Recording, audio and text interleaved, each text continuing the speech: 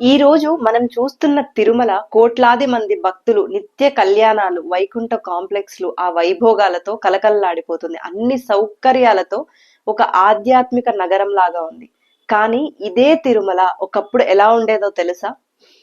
అసలు మనుషులు వెళ్ళాలంటేనే భయపడే అంత దట్టమైన అడవి. అలాంటి అడవిలో ఒక ఊరు అసలు ఎలా ఏర్పడింది? భక్తుల కోసం హదీరాంజీ మఠం చేసిన త్యాగాలేంటి?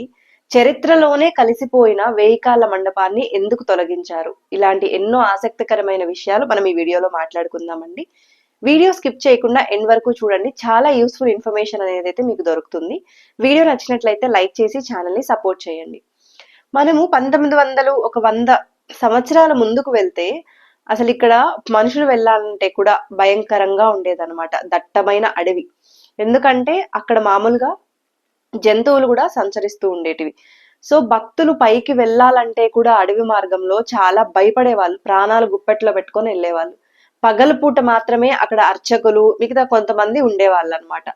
ఇంకక్కడ వసతులు కూడా అంటే వెళ్ళిన భక్తులకి భోజనాలు కావచ్చు, స్నానాలకు సంబంధించిన ఏవైనా కూడా వసతులు ఇప్పుడు మనకి ఎన్నైతే షాపులు, గదులు, రూమ్స్ ఇన్ని అవైలబుల్ లో ఉన్నాయో అప్పుడు అవంతా ఏవీ లేవు. కానీ అప్పుడు జనం చేసుకున్న పుణ్యం ఏంటో తెలుసా అండి?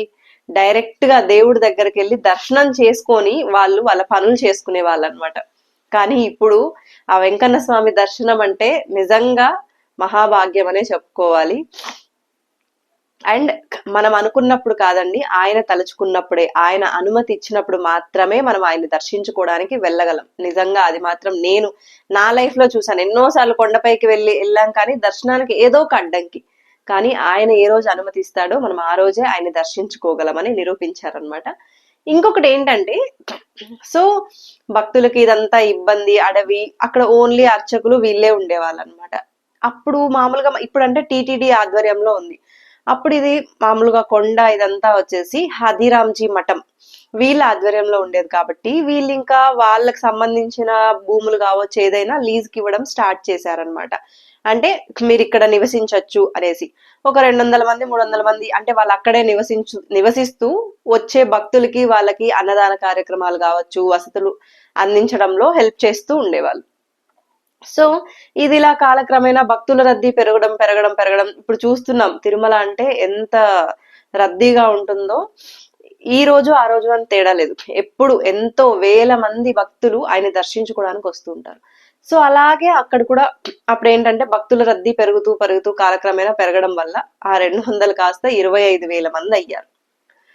సో ఇంకా అప్పుడు ఏం చెయ్యాలి? అందరినీ కాలక్రమేణా కిందకి కొండ కిందకి తిరుపతికి తరలించారనమాట. ఎందుకంటే భక్తుల రద్దీ పెరగడము అండ్ అక్కడ నివసించే వాళ్ళ రద్దీ పెరగడము, సో భక్తులకి ఇబ్బంది కలుగుతుంది అన్న ఉద్దేశంతో వాళ్ళు స్టాండ్ తీసుకొని చేశారు. ఇంకొకటి ఏంటి అంటే, మన చరిత్రలోనే నిలిచిపోయిన వేయికాళ్ళ మండపం. అక్కడ ఎప్పుడు నిత్య పూజలు, దీపారాధనలు జరిగేవి.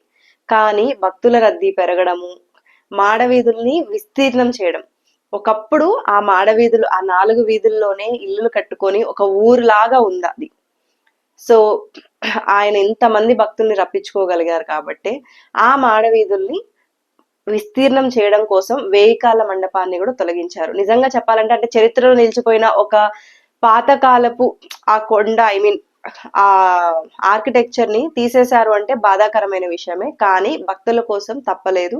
అండ్ మాడవీధిలో మనకు తెలుసు స్వామివారి ఉత్సవాలు ఏదైనా కూడా మాడవీధిలో జరగడం జరుగుతుంది అనమాట. కాబట్టి ఇంకా ఒకవేళ ఆ వేయికాళ్ళ మండపం ఉంటే అక్కడ అన్నిటికీ ఆటంకంగా ఉంటుంది అన్న ఒక ఉద్దేశంతో మాత్రమే దాన్ని తొలగించారు. సో ఇది అంటే ఒకప్పుడు తిరుమల అడవిలా కొండలా మనుషులు వెళ్ళడానికే భయపడే ఒక ప్రదేశంలా ఉండేది. కానీ ఇప్పుడు నిజంగా తిరుపతి నుంచి తిరుమలకి వెళ్ళి అక్కడ ఒక వేరే ప్రపంచమే ఉంటుంది. కింద నుంచి చూస్తే ఏముంది తిరుమల కొండ అనుకుంటారేమో కానీ పైకి వెళ్తే ఒక వేరే ప్రపంచం ఉంటుంది. అండ్ నిజంగా తిరుమల ఒక భూలోక వైకుంఠం. దేవుడు దర్శనం దగ్గర నుంచి శ్రీవారి పాదాలు కావచ్చు, పాపం ఎన్నో ఎన్నో ఉన్నాయి, మఠాలు ఉన్నాయి చూడ్డానికి. ఒక రోజు కాదు, ఎన్ని రోజులు ఉన్నా కూడా మనకి ఇక్కడి నుంచి వెళ్ళిపోదాము అని మనసైతే రాదు. ఇంకా ఒక రోజు ఉంటే బాగుండు, ఇంకొకటి ఏంటంటే చలి చూసాం కదా ఎంత తీవ్రంగా ఉంటుందో. ఇప్పుడే ఇలా ఇంత చలి ఉందంటే ఆ కాలంలో ఇంత చెట్లు, ఈ పొల్యూషన్ ఇది ఏమీ లేని టైంలో వాళ్ళు ఎంత చలిలో ఉన్నారో అక్కడ అర్థం చేసుకోండి. సో ఇప్పుడు మనకి హదిరాంజీ మఠం దీని గురించి కూడా కొన్ని టెంపుల్స్ దగ్గర, ఐ మీన్ తిరుమలలో అక్కడ కొన్ని చోట్ల ఉంటుంది, చూడండి. అండ్ ఇంకొకటి ఏంటి అంటే ఇప్పుడు టీటీడీ ఆధ్వర్యంలో ఉందన్నమాట. కానీ అప్పుడు నిజంగా ఈ కొండని ఇదంతా డెవలప్ చేయడానికి హదిరాంజీ మఠం వాళ్ళు కూడా చాలా చాలా పాల్పొందారనమాట. ఇది అంటే తిరుమల అప్పుడు అడవిలాగా ఉండి ఇప్పుడు ఇంత అద్భుతంగా డెవలప్ అయిన దానికి అండ్ 1000 కాళ్ళ మండపాన్ని తొలగించారు, ఎందుకు తొలగించారు అనే దానికి కారణాలన్నమాట. సో తిరుమల వెళ్ళాలనుకునే వాళ్ళు నిజంగా మనం ఎంత సేపు క్యూలో ఉన్నా కూడా ఆ ఒక్క సెకండ్ 2 సెకండ్లు ఆయన్ని దర్శనం చేసుకోగానే మన మనసులో కలిగే ఆ ఆనందం ఉంటుంది చూడండి, అది నిజంగా ఎక్స్ప్రెస్ చేయలేమన్నమాట. ఎంత ఇదేంటి రికమెండేషన్లలో వెళ్ళి అదంతా కాదు, క్యూ లైన్ లో అంత వెయిట్ చేసి ఎంతసేపు వెయిట్ చేసామన్నది మనకు అసలు గుర్తురాదు. ఆయన మొహం అట్లే మన మనసులో ఆయన ప్రతిబింబం అలాగే నిలిచిపోతుంది అనమాట. అంత గొప్ప దర్శనం తిరుమల కొండపైన మనం చేసుకునే దర్శనం. సో ఇది అండి. నెక్స్ట్ వీడియోస్ కూడా మనం చాలా ఇలాంటి చారిత్రక కథల గురించి చాలా మాట్లాడుకుందాము, గుళ్ళ గురించి కానీ ప్రతిదీ మాట్లాడుకుందాము.